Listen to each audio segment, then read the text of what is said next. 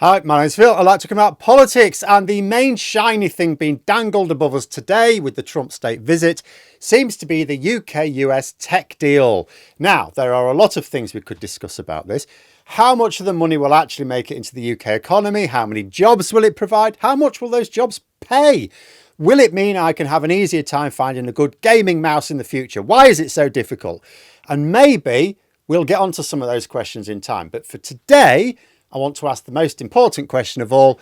Will Labour use this deal to pull Nigel Farage's pants down? Metaphorically, we don't need to scare the children. But first, for daily news and politics, please click the subscribe button to stay notified. So there is a state visit going on in the UK. You may have noticed a big orange one. And you know what that means? It means announcements. Trump didn't just come over for tea with the king. Actually, he did, but we can't say that because it makes it sound stupid. So when you have these big political events, you need to announce something to make it seem worthwhile. And the biggest carrot being unveiled in the UK today is this US tech deal. Huge tech corporations, including Nvidia, Microsoft, OpenAI, all proudly displaying tens of billions of pounds/dollars of investments. So how could this possibly be awkward for Nigel Farage, I hear you ask? After all, Trump is pleased about it. And why would Farage complain about foreign inward investment from Trump-approved American companies? Well, he wouldn't, not directly. But indirectly, he's already expressed his rejection of this deal. How so? Well, these companies are going to be building lots of data centres.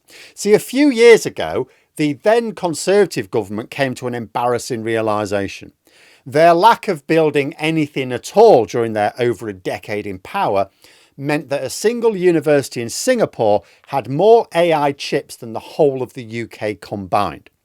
The last time we had cutting-edge lithography in the UK, which is printing circuit boards for the non-nerds, was back when Labour were last in power. First, Thatcher destroyed our burgeoning computing industry in the 80s, and then the next flavour of Thatcherites killed off the next computing revolution in Britain. Think the right wing are patriotic? On what evidence? But never mind that. Our Stone Age level tech became too embarrassing even for the Tories a few years ago, so they decided to do some thinking about it. Then Labour won the election last year and decided to graduate from thinking about it to doing something about it. So we now have this investment being announced. But it's going to mean data centres. And you know what data centres means. Water, yes, we'll worry about that later. It's Britain, it rains, we'll be fine, maybe. But it also needs electricity, gargantuan levels of electricity. These mega corporations are investing in Britain, partially because they're satisfied by the government's industrial strategy to provide lots of cheap electricity. And this is where it could get awkward for Farage and Reform UK if Labour would like to point a few fingers for once. These tech companies need the UK to do two things, which Labour are doing, and Reform UK want to stop and reverse. First, build up much more capacity. After over a decade of collecting dust and counting their money, the Tories left us with too little capacity for our growing energy needs. Second, these companies need that electricity to not only be there, but be cheap. Obviously, all businesses want their costs to be as low as possible. But when you're going to be sucking up the juice like a data centre, you need those costs to be as low as possible. So let's take the cost first.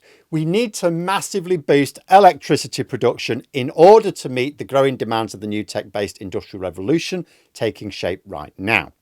So let's take a gander at our power production menu, shall we? Fossil fuel power stations produce electricity in the UK at a cost of £77 per megawatt hour. This is Farage's preferred option, of course. It's also worth noting that this isn't getting any cheaper because the technology is done.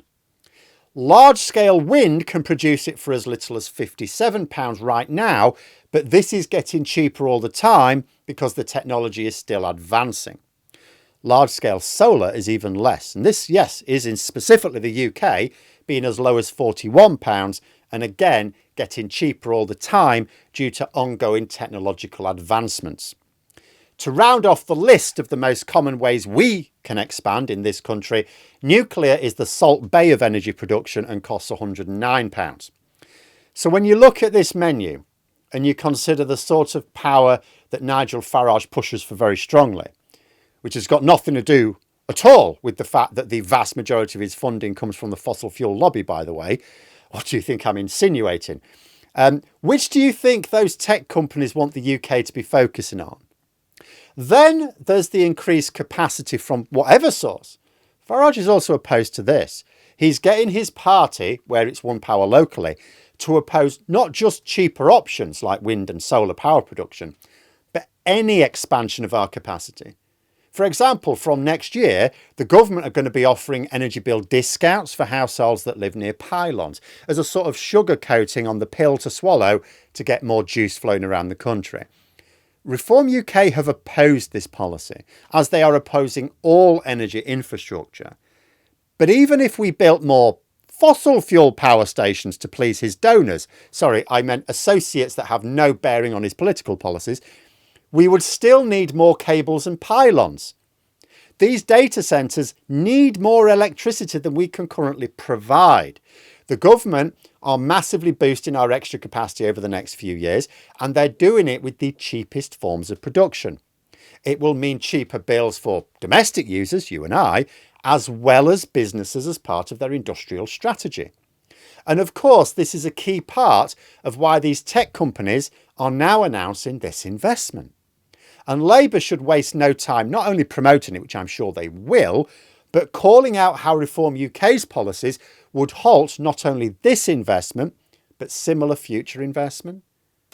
But let me know what you think in the comments below. And for more content, you could subscribe to the channel or even join for access to streams and behind the scenes updates.